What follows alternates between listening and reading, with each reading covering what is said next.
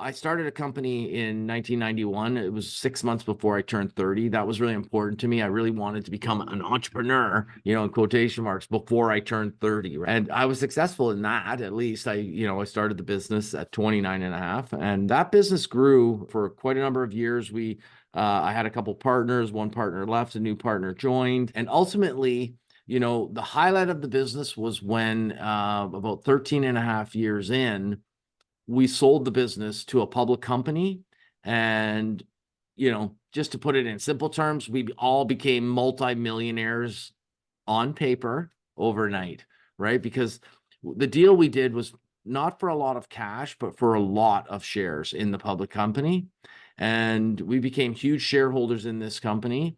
And because we had so many shares, we were insiders, we couldn't sell the shares, but we were multimillionaires on paper, right? And so my lifestyle didn't change because I can't spend paper. And but I'm looking at, oh wow, I made it or whatever, right? And again, just to be mindful of time or whatever, that public company within a year and a half sort of decimated our business to the point where we had to lay everyone off a year and a half later. And ultimately that company went bankrupt and those shares became worthless within 18 months of me selling the business. So what ended up happening was after 15 years, I had given away my business and I had nothing. And so no longer a multimillionaire on paper, right? And no longer an employee of anywhere getting a paycheck or anything like that as well. Mid 40s, got kids, got a wife, got, all other stuff to deal with. So I had to figure it out, right? And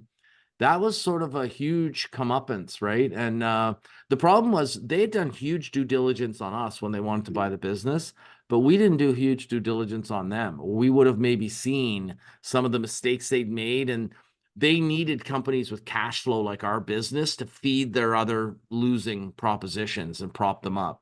And so they were constantly pulling the cash out of our business and sell more, make more, and using that money. And then eventually they started stretching our suppliers, and then we couldn't make payment for, and then we ultimately went under, and 100 people lost their jobs. And so I was faced in 2007 with the interesting choice of having to go get a job or starting a new company. And so that was when I started my company, Gap Wireless, which I love to tell the story. I started with my two initials, G and P, and then I bought a vowel in order to make a word, and it became Gap Wireless. And instead of filling out a resume and going and knocking on doors in 2007, I approached another guy that worked with me at the old company, and we started the business together. And we ran that business until February of 2022.